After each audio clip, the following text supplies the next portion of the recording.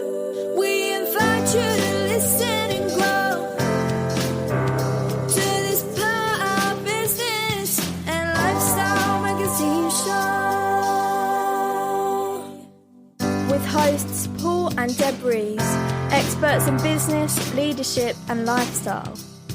Skilling yourself to a successful you. Emotions are your value, and your value is your business.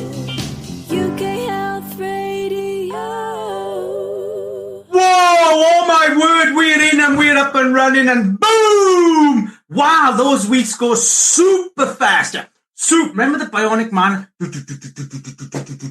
I don't think anybody would remember that. It was back in my time, the Bionic Man. I mean, man, this man could do things fast. And that's exactly how these weeks are going. They're just like flying in and out. Actually, I don't think I get a whole week. I think my weeks are 3 days, not 7 days, because somewhere I'm losing days. I'm sure it's the same for everybody. But here we are, listeners, and thank you for coming in with your earworm and listening to our shows and being ready to put yourself in the firing line, you know, the emotional firing line, and listen to our deep dive conversations, because darn and blast, do I have a guest for us here today. But hey, before I jump into that, I want to say, guess who's not with me? Yes, the person, we were married, you know. Am I still married? I think I am. I just don't see her very often. Do you know what I mean? She's supposed to, I said to her this week, Deb, you're on the jingle. You're on the jingle on the way into the show, which means you have to be here.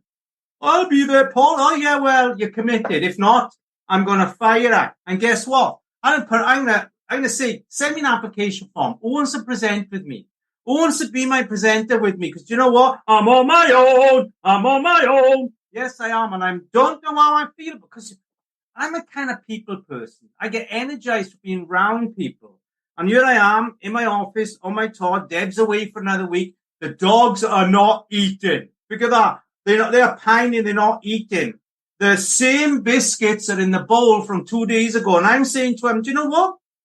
Don't make me feel guilty, man. You're choosing not to eat. That's up to you. But don't come in my bowl when I choose to eat. Dogs are like that. Dogs will not eat their food. You don't go in their bowl grabbing their food, but they'll come in yours. You know what? I think actually maybe dogs will make good business people.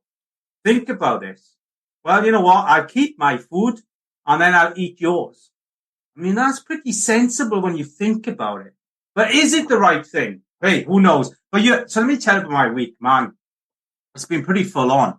I've had a real exciting week. I'm in a sense of, so I've got an invite to go to London. Now, London is London for lots of people, but for me, it's like a train journey, and I'm like a kind of more of a country lad. Do you know what I mean? I don't really get on with the craziness and the bustle of London. I go there, and it kind of makes me feel a little bit lost and nausea, almost emotionally. It's like, man, all these people mixing emotions, but nobody actually really caring for each other. But anyway, I'm on my way there in this month, and I've been asked to go in and train 7 business directors from Nigeria.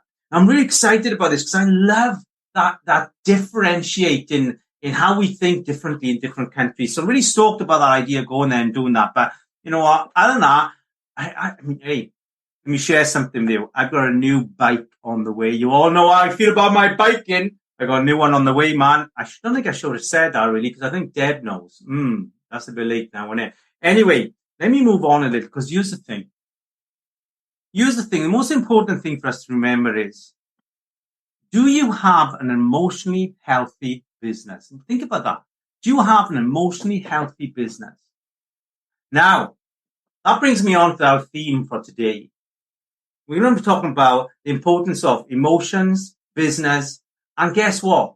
Money. We're going to put money on the end of that also. It's going to be a real deep dive financially today with our guest we have. So let me just, without further ado, let me introduce who we have with us today, because even though Deb is not with me, she's given me an intro. Yes, I said, Deb, write me an intro, love. I need something special because it's a pretty special guest. Here we are. Let me read this out to you. And I haven't actually read through it. So I'm going to hopefully I get it right. So, oh wow. Yeah, she put a, oh wow. She started with a oh wow. Do we have a dynamic, knowledgeable, lovable lady on the show for us today? We truly do. Bright, intelligent. She is the mistress of money. Our guest today will blow your socks off and blow all the thick negative cobwebs you carry of your money mindset away. Yes, a fresh approach to money will change the way you think and take you into the new money pastures that will change your life. This is a must listen. So listeners, get a pen and paper. I'm going to give you a few seconds to make that happen. Get a pen and paper. She's brave. She's beautiful. She's the best in the business. And she is. Trust me. Please welcome to the show the heroine of finances. I'm sure I said that right. Heroine of finances. The fantastic. Here we go. Fanny Snaith. Let me give this girl a round of applause. Fanny Snaith. Good. Thank you. Thank you for coming on the show. Thank you for inviting me. Oh my goodness. How on earth am I going to follow that? Yeah, well, do you know what? You don't need to follow it, girl, because here's the thing. Everything you do is perfect. Oh. Everything you do is perfect. Now I'm scrambling here to get I need to get my clock back up because I need to be on time with the show. But here's the thing. You're someone that understands the layers of money in life. Now, when I met you, and I've said, listeners, I've been lucky to have some real awesome conversations with Fanny because of her expertise. And when you meet someone that understands the true value of money habits, that's something you want to hang on to and keep in your life toolbox. And I'm guessing, Fanny, that you're a toolbox for many when it comes to understanding the true emotion of money in life. It's a toolbox bigger than you've ever seen. I'm guessing. Huge. What took you into this niche? Now there are financial advisors, yeah, and there are money managers, but you're different. I am. You're an emotional money makeover. Mm-hmm. Tell us about that. Tell us about what it is you bring into your client. Okay. Well, which question do you want me to answer first? How I got into it, or what do I bring to my clients? I tell all of it. And you choose. Okay. So I have been professionally working with people and money for 7 years now. And at that time in my life, I was just getting to my 50s. So if you probably don't know this, well, you haven't experienced this, Paul, but when you get to that sort of age in your life as a woman, yeah, it's quite, let's just call it's a transitionary phase. It's a transitionary phase. So other people call it a horrible midlife crisis. So I had a midlife crisis. I was in a job that I didn't like. There were all sorts of other things going on. So it was a culmination of various things. Mm-hmm. So I've always been interested in money. I've always loved the world of money. I made probably the biggest financial decision I ever made when I was 10 years old, which was standing in my local comprehensive school in the free school meals queue. They separated us then. They had free school meals on one side and paid people on the other side. I remember that. And I was an extremely angry young lady. I was the youngest person in what we called the first year now. They call it year 7 now. Yeah. I was the youngest and I was the tallest. And I was standing there feeling like Big Bird. I didn't have any friends. I didn't have any friends because this was the first term and I had just come out of an expensive boarding school to join this free school meals queue at the local comprehensive. And in the space of about 6 months, we had gone from being a wealthy family with a fantastic future to being literally paupers. Literally paupers. And I was very, very angry. I was extremely disappointed and felt very let down by the adults around me. Mm-hmm. And I made a decision at that point, standing in this queue with everybody looking at me. Oh, and just to top it all, I had quite a posh voice. and the school was down in Bristol, and they looked at me like I was the rich bird, but actually didn't have any money whatsoever. Wow. And I made a decision that I was never going to be financially beholden to anybody when I grew up, and that I was going to become a millionaire. Wow. So that was where my interest in money started, I guess.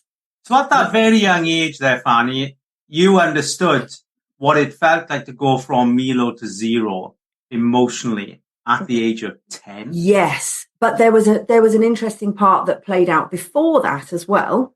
So my mum was married and divorced 3 times by the time I was 12. Yeah. And all of those marriages were all about money. Really? So my mum inherited quite a lot of money when she was married to my dad, who was the first husband. Yeah. And he just couldn't cope with having a lot of money coming to the household. He used to write everything down. He was what we call a money tyrant. When I use the money types in my coaching. Yeah. And he was what we call the money tyrant. He was a bit controlling, manipulative, really sort of, like the financial success, but it was all very stressful. So even though he had money, he was afraid of losing money then. Would you say that's what it was? Or parting with money? Yeah, I think it was a case of, bearing in mind, he was probably right to a certain extent, because Mum was like painting the cornice with gold leaf. Seriously, we had the drawing room in the house that we lived in, and she was painting the cornice with gold leaf, and she loved to spend. You see, so my dad was like, keeping hold. So he was partially right. Mm-hmm. But anyway, so that marriage finished. Second marriage came along, and he wasn't very nice. So this is when Mum decided to pack me and my sister off to boarding school. Oh wow! And whereas we left, I was 7 then. Whereas we left quite a lovely house with a really nice house on the Isle of Wight we lived. When I crossed the threshold into boarding school, I essentially became the pauper. Wow! Because the people at the boarding school there, and again, I was the youngest boarder there, were just not in the same league that we were, and made it reasonably clear. Are you saying that these were of a different caliber of money and social? Yeah. So Sarah Ferguson was my head girl. Wow. At the time, I had a Gucci in the next dorm. So they're just different league people, right?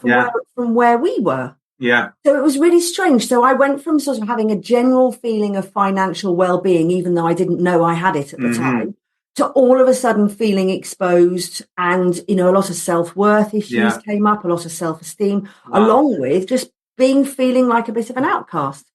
So then it's sort of like within the next within 2.5 years, it completely switched around. So the fact that we really didn't have any money, we went from a beautiful 8-bedroomed home to a small damp cottage, of which I'm extremely grateful, because I know people have it a lot worse. And I was able to go to the local school and join the free school meals queue. So I'm grateful for that. But it didn't have to turn me upside down. Yeah. And this is where you started to, or you learn to understand the emotional value or devalue, or the emotional understanding of what synthetic and authentic money means in people's lives. Exactly. Wow. At 10. Yeah. You started your apprenticeship very early in life, girl. Yeah. Had my first job at 11. Yeah. Wow. Most people in life don't really get to understand the severity. Now, I'll say that because severity of money in both ways, in having too much and too little. And I don't think there's ever a balance unless you really understand your emotional management of money. Would you agree? Oh, yeah, totally. But the interesting part that I found later on is that you can, and some of the tools that I use with my clients, like looking at our money story, looking at our money identity, thinking about our history and history with it, which of course is important, and it plays a really big part of the game that is going on. Yeah. But we also then have to look at the relationship we have with ourselves generally, and look at the relationship that we have with our parents. How much confidence did our parents fill us with? My mum she wasn't parented. She was shoved off the boarding school at 7 years old as well. Bless. She wanted us to be the most amazing people, which unfortunately meant that we were just a continual disappointment to her, of which she was very happy to tell us about that on quite often. So there were all these things that came up. So moving on from that, I decided, I had set the intention that I was going to be a millionaire. I didn't know what it meant. It didn't have a strategy with it, obviously. It didn't mean anything, though. It's like you say, I want to be a millionaire. Were you trying to, rekindle the past, or did it actually have a purpose to its goal? Its purpose was, it was an away from motivation, of course. If I become a millionaire, that is such an enormous amount of money, which it was back then, back in 1480. But it was... it was AD. AD, yeah. It was an enormous amount of money. So that, of course, would be ample and more than enough to keep me safe. I never had any dreams of gold-plated cars, mansions on hillsides. I never had any dreams of that. That didn't. That wasn't part of my remit. But it was about feeling safe. Okay. And there then began the journey of, I describe it as collecting money. So you're one of the leading money coaches in the country. I know this. Yeah. Do you really feel that money can bring stability? I mean, does money really add value to life, Fanny? Only really? Partnered with a healthy relationship with the self. Tell me about that. Well, if you can fill your bank account. I mean, I work with people first and foremost with all levels of wealth. Specifically with people who actually probably have more money than most, the top 5% of the population. However, the top 5% of the population also have can have just as much debt, if not more, than the people who aren't the top 5%. That's just such a contradiction, almost, isn't it? Sure, but it's what was it? I can't remember the exact figures, but Charles Dickens said, if you earn, I'll do it in modern day terms, if you earn £20,000 and you spend 19,999, you'll be fine. If you earn £20,000 and you spend £20,000 and a pound, it's sooner or later it's going to go wrong. Yeah. And do you think that is the case for the majority of the population? What, that they spend more than they earn? Well, on average, we're supposed to spend, there's a figure for this, it's about 113% of our income is spent. That's the current figure. Wow. The average. But we're talking average. Yeah. This is the thing. Who's average? A very small percentage of the population. Who lands on that particular mark? So, when we're talking about our relationship with money, money's interesting. And this is one of the reasons why I love money, because money tends to magnify who we already are. Now, let me just come back, because you said, now, listeners, when Fanny says loves money, this isn't materialistic or egotistical. Fanny loves money in the way of understanding the importance of how money behaves in people's lives. So that be just for our listeners to get a real clear understanding of the value of who I'm working with you or we're having a conversation with. It's not about money because it fills Fanny's bank account. It's about understanding the value and the emotional, let's say, play out the money brings in people's lives. Yeah. Okay. Yeah. And because you don't say enough good things about yourself, girl, so I have to do that for you. Oh, okay. The thing is, you can have all the money in the world and be miserable as hell. Yeah. And plenty of people are, believe me. I mean, it's about making choices from a place within whereby you feel competent and are clear that you're making decisions that you're going to be happy with now and in 5 years' time. Okay. That's sort of it, really. So people tend to, I mean, I had somebody email me today and they talked about, I just can't decide what to do. I've got analysis paralysis with what to do with my money. Now that would tell me that, and she's asked me for a chat. One of the fantastic tools that I use are called the money archetypes, the money types. Yeah. And I learned about them when I did my training as to become a certified money coach with the Money Coaching Institute in America. Fantastic place. CEO Deborah Price. And she came up with these 8 characters, fictional characters, who all behave and think about money very differently. Now, the thing is, we do all these quizzes online and it'll tell you about your money personality and all this. I don't hold with any of that, and neither do my fellow money coaches at the Money Coaching Institute. What we say is we all have these money types within us, and it's really us deciding which one or ones are going to be the driver of our financial life. Wow. So there's a fantastic quote by, I don't know if you've heard of the writer Ayn Rand. No. She wrote a book called things like Fountainhead. She was quite controversial back in her day. And one of her quotes was, money is simply a tool and it will take us wherever we wish to go, but it will not replace you as the driver. Wow. That is such a powerful statement, eh? Yeah. So just going back quickly to my story, because I think this is important, where the relationship with money really came in with me. When I did reach millionaire status, of which what that meant was, by the way, I was with Neil and I, we were both self-employed. We didn't have a joint salary higher than 40K. But I was very much thinking, if I wanted to buy a property, which was going to be good for me financially, I would get the job to enable me to do that. Okay. If I wanted to make sure that I was always investing so that I called myself an investor, I might not have a curry and use the money to put into investment. So don't get this idea that both of us are sitting there earning a fortune and that we're able just to build wealth. It wasn't. It was done by sort of like bits and bobs, just trying to get there, but just investing. Yeah.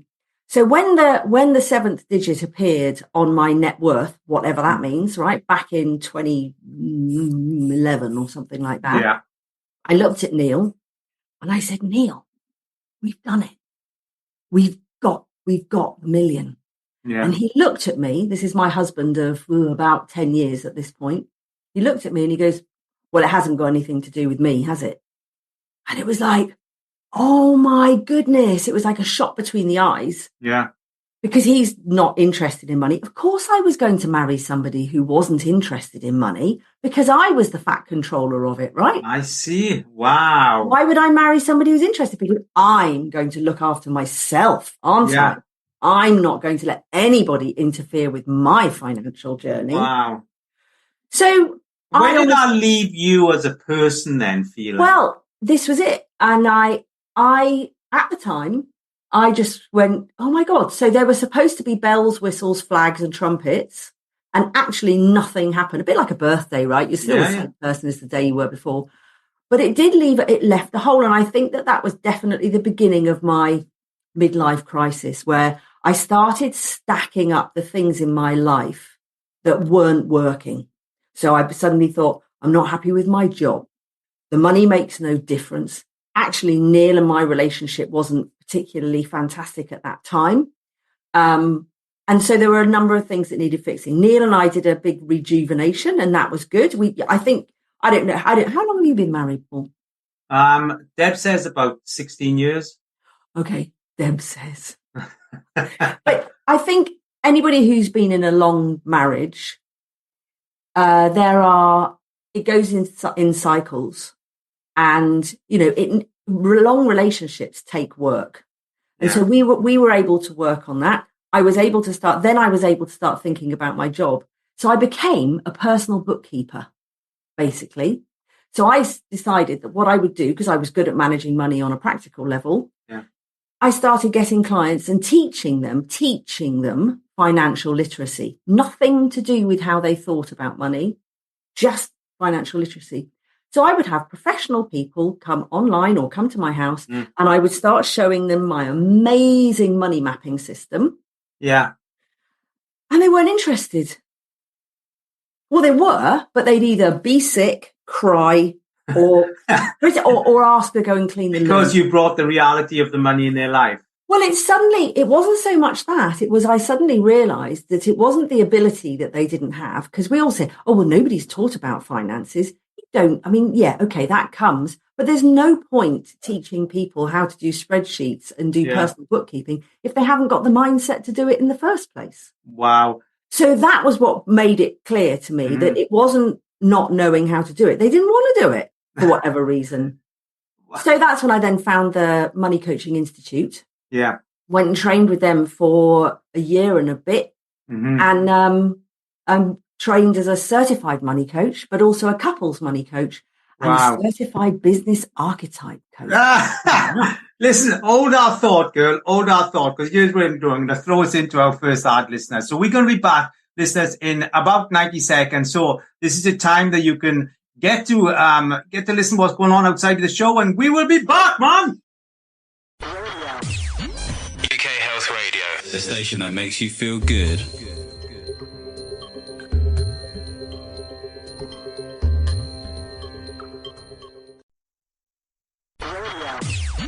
UK Health Radio, the station that makes you feel good.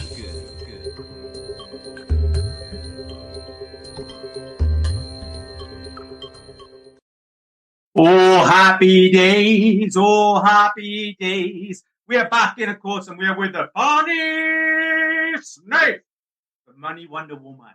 Wonder Woman, as she spins round and lets the money fly by night. Fanny, thank you for coming on. We are back in after the ad. I have a question. Yeah. Actually, two questions. My first question is, feel of what we want compared to others. So, like, or do you feel we make money? So when we're spending money, are we spending money because we need to spend it on us, or because we need to spend it to become what somebody else is? So what you're talking about is keeping up with the Joneses, right? Yeah. Yeah.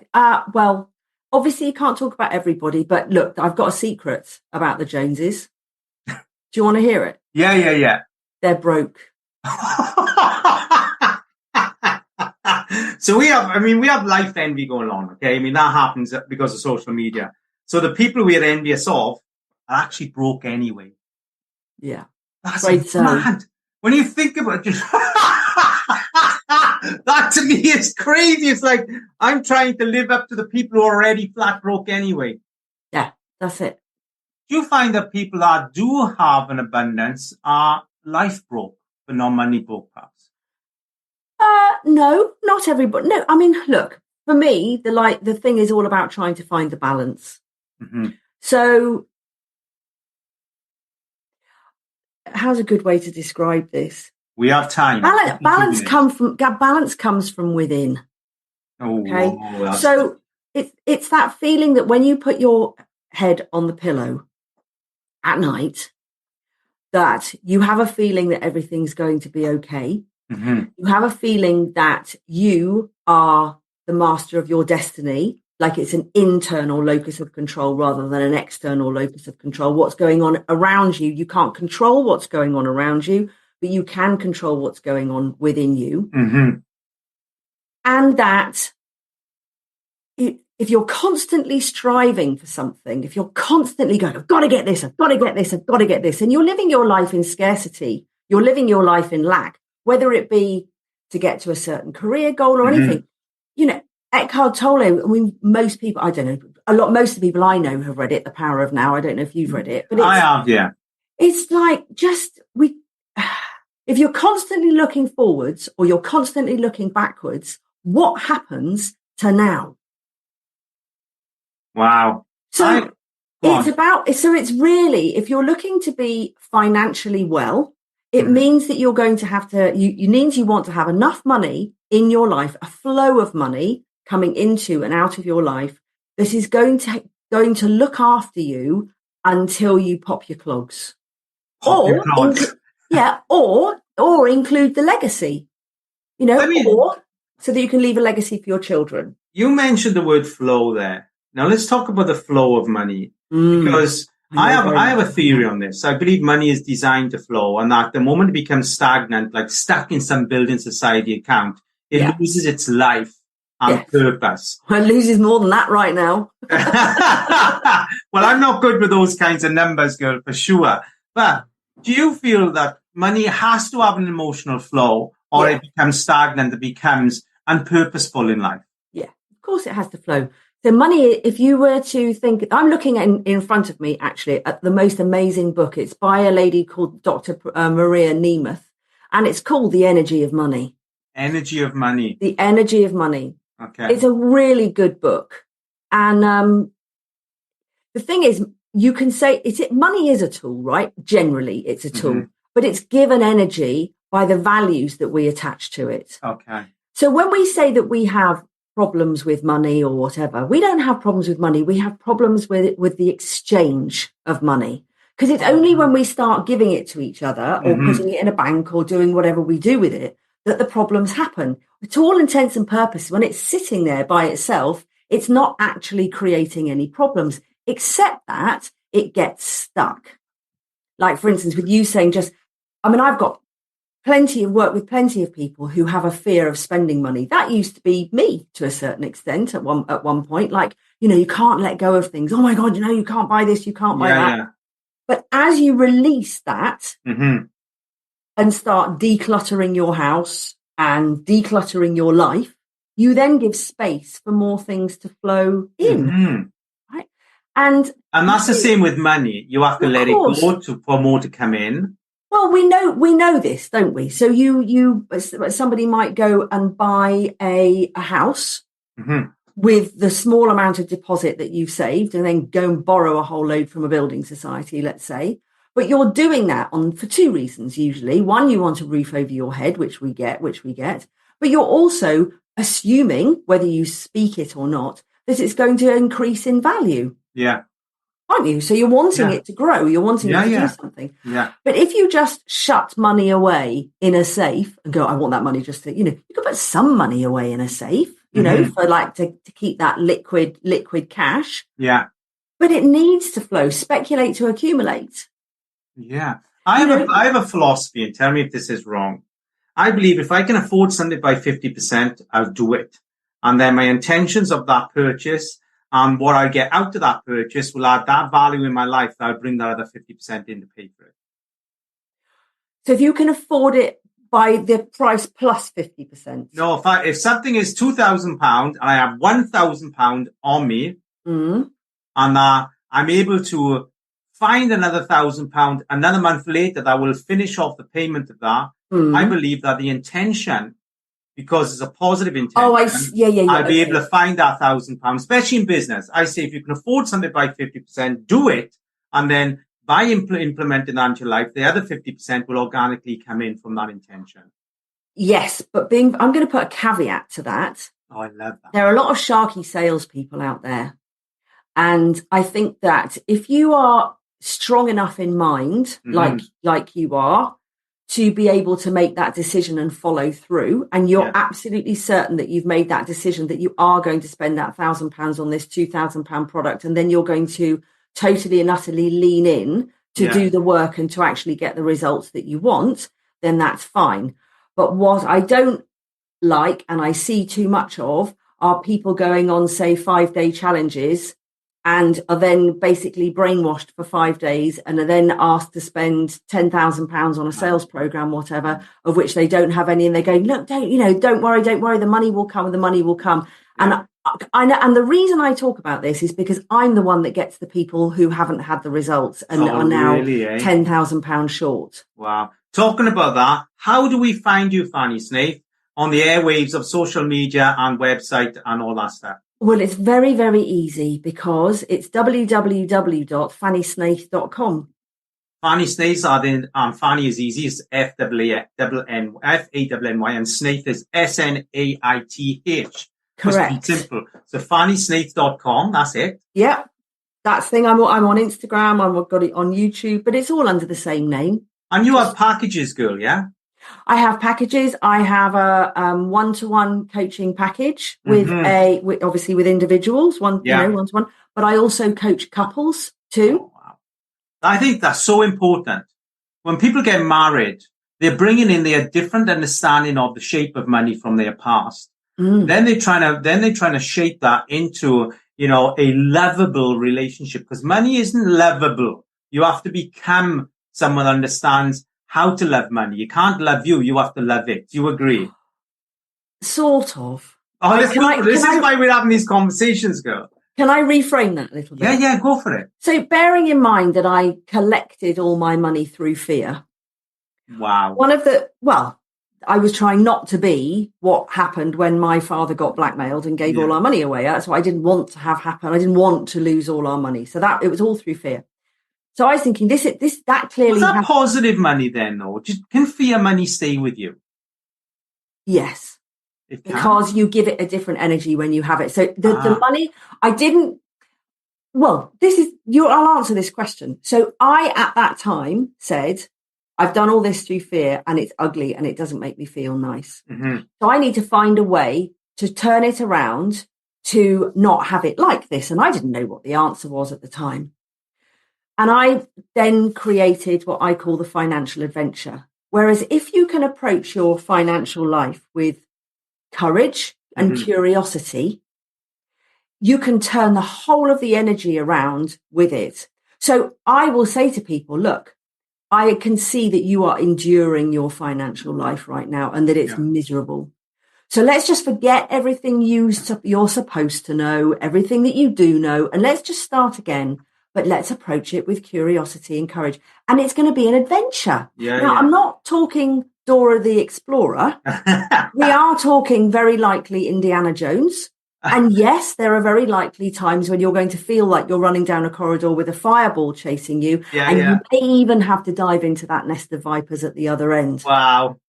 But there is a kind of excitement and a kind of like, it's a journey that I can conquer, that I can do this because it's not difficult, but it's all about the approach. Yeah. It's all about the approach. And this is why then I take my 8 money types and I give my clients a really rather lovely tour bus to travel on. Yeah. And I ask them, and I put the money types on as passengers. Yeah. Innocent, victim, warrior, martyr, fool, creator, artist, tyrant, and magician. And I ask them, who are you putting at the wheel? Who is at the wheel of your financial life right now? Wow, that is so clever. And you know what? Do you know what I find for most people in England? Nobody's at the wheel. Well, I tell who's at my wheel is the little boy who doesn't care about money. That's who's at my wheel. And that will probably be the innocent. Yeah, he's that.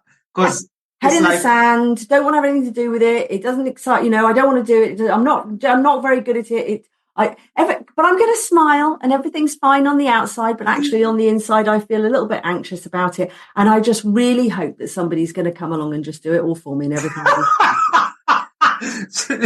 So I'm about to purchase this bike I talked about earlier. Yeah. I've only got 50% of it. I have no idea when I'm going to get the other 50%. But guess what? It's on order.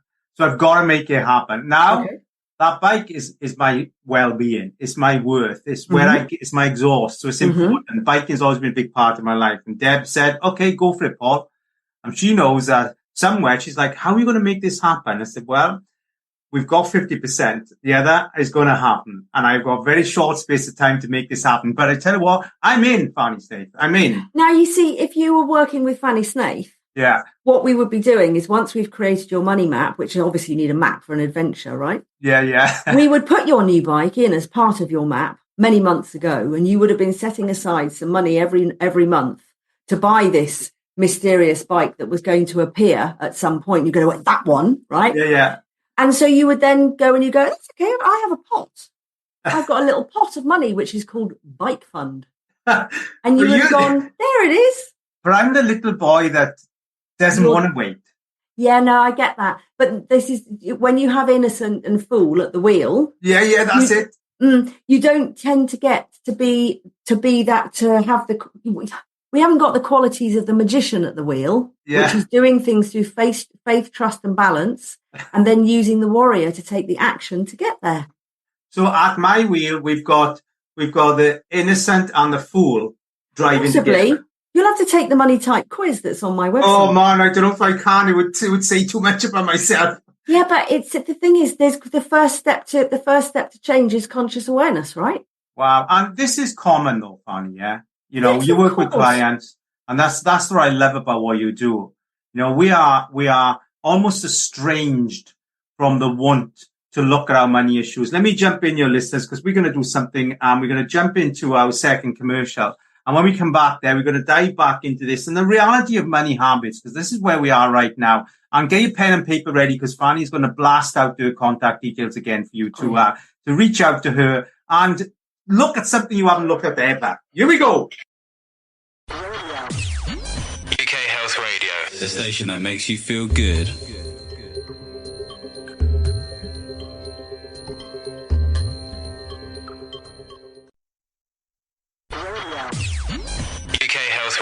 the station that makes you feel good.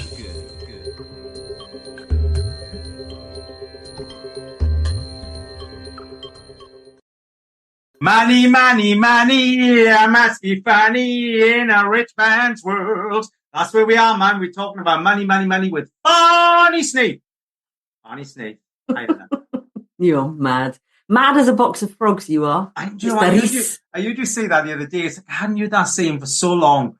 I mean, a box of frogs, it is a bit chaotic, isn't it? But I'm sure there's some kind of organization in that box of who gets out first.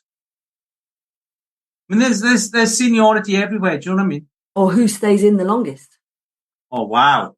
And whoever stays in the longest is the most invested in the one getting out. Possibly. Perhaps they're all investing into each other. And talk about investing. Let's talk about the reality of money habits. All right. Because we're touching on this anyway, but I have a money habit. This is coming to the surface here. Come on then, Paul. And that money habit is, of course, and I'm going to be open about this. I was brought up where credit was happiness in my childhood home. Mm-hmm. That's how I was brought up. Yeah. Everything was purchased on the catalogue and paid weekly. Mm-hmm. And I find that is probably, I get really excited about getting into debt. Figure that. I get excited about getting into debt more so than I do about actually not being in debt, because that's the trigger from my childhood that created happiness. And trust me, I have to work hard on that. Now that is an emotional trigger that I have. How does that play out? Well, how does that sit for you? Do you think no? Well, how does it sit with me? If you get excited about getting into debt, let's make it something to be excited about. Ooh. So rather than you getting excited about not having money to pay something off that's giving you a push me, pull you kind of emotion, because there must be a push me, pull you. Oh, yeah, totally, girl. It goes both ways at different times in the day. So I am always in debt, but I always have the money sitting alongside it to pay off. So, for instance, I will go and spend, I don't know, let's say, for instance, I recently spent £8,000 on something.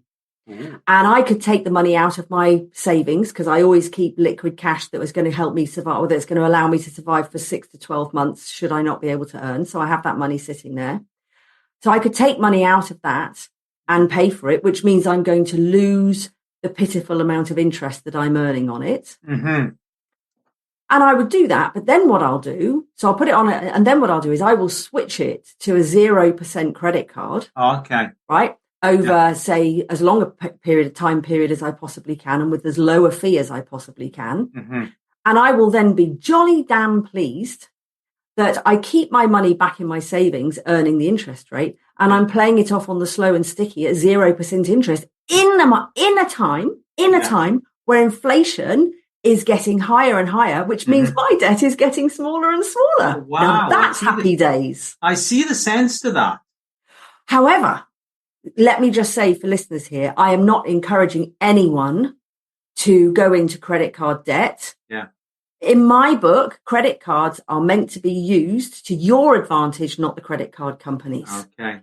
So I use a credit card for everything, but at the end of every month, it's always paid off, unless it's on 0% interest, and I have that money sitting there aside to pay for it should I need to. But that will make your debt exciting. So someone like myself then that has, and I do have credit cards.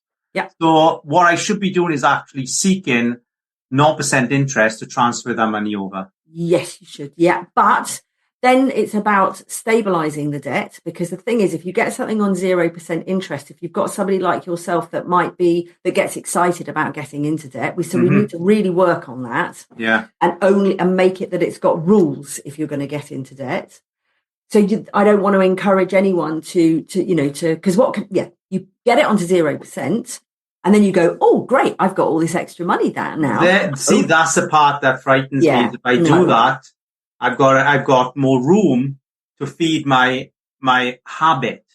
Yes. And this is a lot for me. I'm sharing this on the airwaves. Yeah, it's a lot for me, I'm always someone who carries my heart in my sleeve, and I say, it's not healthy, but I know where that trigger comes from. And I have times in my life where I'm very in control of it, and times in my life, especially when I dip emotionally, I'm not in control of it. Yeah. And I do believe, Fanny, that going through a process with you would probably be really healthy for Deb, because she's got to live with this habit. And one thing I would like to say to you, Paul, though, is first of all, thank you so much for sharing that obviously with me, but also the listeners. And look, we have to have these conversations. They say that whoever they are, say that people don't like to talk about money, that they'd rather talk about sex or death than talk about money. I don't think that's true at all. Yeah. In my experience, if you can get a group of people together and let them know that they're or let them feel that they're in a space that is safe and that it's without judgment, people will talk about money all day long. You would share a story like that and, me too. We all of us have these habits. I have weird money habits. We all have strange money habits. You can't not. And the more we share them, the easier it is to move past them. Wow. I really think I need to have this conversation. On that note, how do we get hold of Fanny Snaith again? Well, best place is to start off with the website, which is fannysnaith.com. But I don't mean to be funny or anything, but with a name like mine, I'm not that difficult to find. No. So if you just Google Fanny Snaith, it comes up. Well, for a visual of that, listeners, you'll see this beautiful blonde lady. She's a beautiful blonde lady there, and you will see a beautiful smile, and you've hit the right Fanny Snaith, because I doubt there's many out there in the world for sure. Not too many. You will absolutely hit there. I know, Fanny, this has really been, for me, an enlightening opportunity to talk about money in the way that you talk about it, because you don't talk about it in a hard sense, you talk about it in a soft sense. Yeah. And it is beautiful.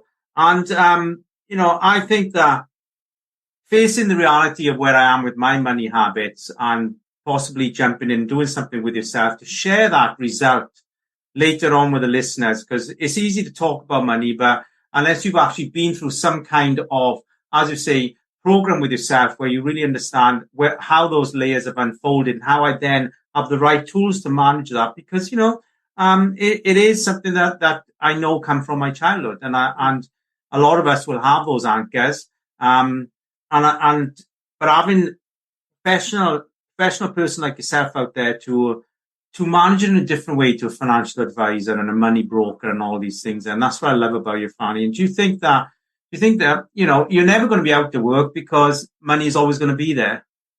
I hope so. Yeah, it will always be there. Yeah. And where do you see yourself going over the next, couple of years? Where do you see Fanny Snaith and her brilliance heading? I would love to do more television and media work. Which you were heavily involved in for many years, by the way. We didn't get I used to work in television, but on the dark side, rather than in front of the camera, I was behind the camera. I would like to get this message out there to the masses more, because I am absolutely sick to the back teeth of looking at the television and media now and the gloom and doom that goes by. I have so many exciting conversations with people who earn very little money and feel hopeless, and how we can turn that around with a couple of simple conversations. Yeah. There's always something that we can do to get to a better place. And I also just want people to know that everybody has within them a magician and a warrior. Mm-hmm. All it's about is inviting them to the wheel. Come on, innit? Here we go to all your production companies out there. Fanny Snaith, she's the one that you want to be. You want to be creating a documentary. You want to create a show. You want to get this person out on the airways. Because you know what? Right from the age of early school to leaving to every 10-year cycle in your life, we need a Fanny Snaith to just come back in and say, hey, let's look at how you are running this, because the rate of bankruptcy is increasing dramatically. I had my bankruptcy many years ago, and I was number 46 of that year at that time in April. I'm guessing it would be something like a 150,046, if that's even a number now. So it is, the rate is, and that's why we need the Fanny Snaith of Fanny Snaith. Fanny Snaith is of the earth in here. So listeners, thank you ever so much for coming on, being here, supporting me, and above all, giving us your time to listen to the show. I really do appreciate and value everybody that puts their earworm to what we share here. But above all, Fanny Snaith, thank you so much. Let me give you a round of applause. Happy day. Well, just thank you so much for inviting me, and I hope the listeners enjoy the show and it helps to get them to have a little bit of a positive spark come within them when it comes to money. That's what yeah, very much, girl. And reach out to Fanny. She's a life currency, money currency, and all kind of currency person. She's absolutely beautiful. Until this time next week, listeners, boom, you have a money making week. Bye for now. Emotions